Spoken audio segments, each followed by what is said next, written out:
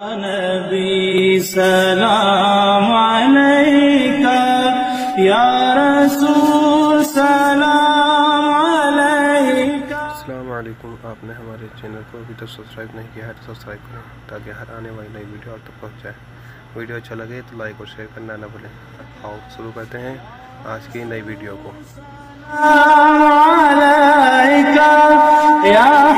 لا حول ولا قوت الا باللہ۔ کہتے ہیں کہ ہمارا ایک مرید شیخ جلال حج کرنے کے بعد مدینے میں پہنچے، نبی صلی اللہ علیہ وسلم کی قبر پہ پہنچ کے سلام کہا تو اللہ کے نبی نے کہا اپنے بدعتی پیر کو ہمارا سلام کہنا، اپنے بدعتی پیر کو۔ اور اللہ کے نبی صلی اللہ علیہ وسلم کی حدیث کیا ہے کہ جو کسی بدعتی کو سلام کہتا ہے وہ اسلام کی بلڈنگ کو گرانے میں اس کی مدد کرتا ہے۔ اور اللہ کے نبی صلی اللہ علیہ وسلم کی حدیث کیا ہے کہ جو کسی بدعتی کو سلام کہتا ہے وہ اسلام کی بلڈنگ کو گرانے میں اس کی مدد کرتا ہے۔ بدعتی کو سلام کہنا جائز نہیں اسلام کے اندر۔ اور یہ پیر غوث علی شاہ قلندر قادری رسول اللہ صلی اللہ علیہ وسلم کی توہین کرتے ہوئے آپ پر الزام لگا رہا ہے کہ ہم نبی کی قبر پہ گئے تو نبی نے اندر سے آواز لگا کر کہا کہ اپنے بدعتی پیر کو سلام کہنا۔ یہ غوث علی ہمارے نہیں ہے بھائی، پہلے سمجھ لیں آپ، کنفیوز نہ ہو جائے، یہ دیوبندیوں کے، ہاں وہ دیوبندیوں کی کتاب پڑھ رہا ہے۔ بہرحال اس سے مطلب نہیں ہے، لیکن میری اس کا ایک خاص بات سے جو مطلب تھا میں نے اتنی آپ کو ذہنوں اور آپ کے فکر تک پہنچانا چاہ رہا ہوں۔ غوث علی صاحب دیوبندیوں کے کوئی بزرگ ہے، وہ اشرف علی تھانوی وغیرہ کسی نے لکھا ہے کہ وہ کوئی حج کو جا رہا تھا، انہوں نے کہا بھائی رسول اللہ کی بارگاہ میں میرا سلام کہنا۔ انہوں نے سلام کہا تو رسول اللہ نے کہا جاؤ تیرے بدعتی پیر کو ہمارا بھی سلام کہنا۔ اس پر وہ تبصرہ کر رہا ہے کہ حدیث پاک میں ہے کہ رسول اللہ نے فرمایا جس نے کسی بدعتی کو سلام کیا اس نے اسلام کی عمارت کو ڈھانے میں مدد کی۔ اب اسی تقریر میں بعد میں سوال ہوا، سوال سنیں۔ تو میرے محترم بزرگوں بھائیو، اسی پر ہم اختتام کرتے ہیں آج کی اس مجلس کا، اور وقت آپ جیسے بھی جانتے ہیں کہ زیادہ ہو چکا ہے۔ صرف چونکہ ایک بات دوران تقریر ذکر کیا شیخ نے، اس پر کہ بچے نے لا کر ایک چٹ دیا سوال، اس سوال کے لیے آپ کھڑے ہو کر اسی کا جواب دیے اور اس پر ہم اختتام کرتے ہیں مسئلے کا۔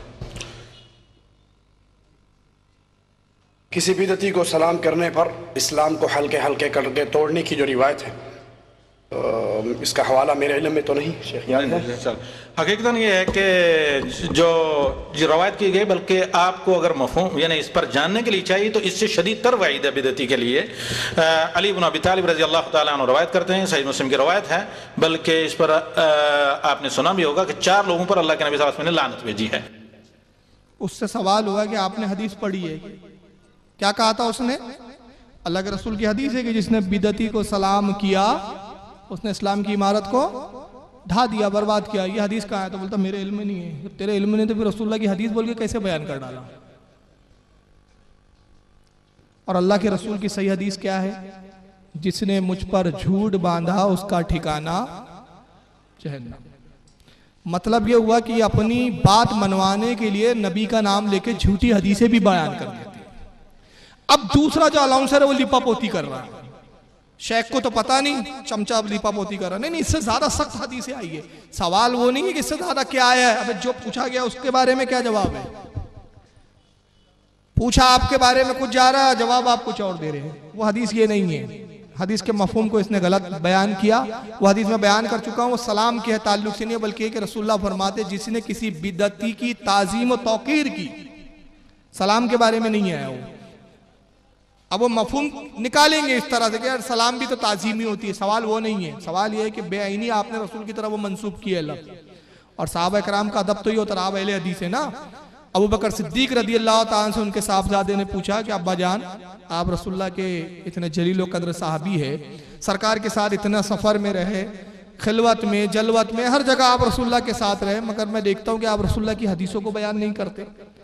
ابو بکر صدیق رضی اللہ تعالیٰ عنہ نے ارشاد فرمایا بیٹا قسم خدا کی میں تمام صحابہ میں سب سے زیادہ رسول اللہ سے سننے والا ہوں، مگر میں حدیث اس لیے نہیں بیان کرتا کہ ڈرتا ہوں کہ نبی نے جو الفاظ کہے ان الفاظوں میں بھی اگر تبدیلی ہو جائے تو یہ حدیث رسول بدلنے کے برابر ہے۔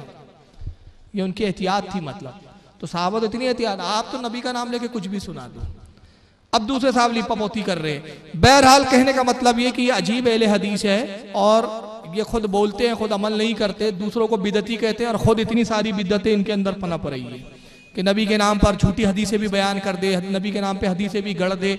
और ये हाल है कि कभी गढ़ते हैं और कभी मुखालिफ हो किताब से निकालते हैं। आपने हमारे चैनल को अभी तक सब्सक्राइब नहीं किया है तो सब्सक्राइब करें ताकि हर आने वाली नई वीडियो आप तक पहुँच जाए, और लाइक और शेयर करना ना भूलें।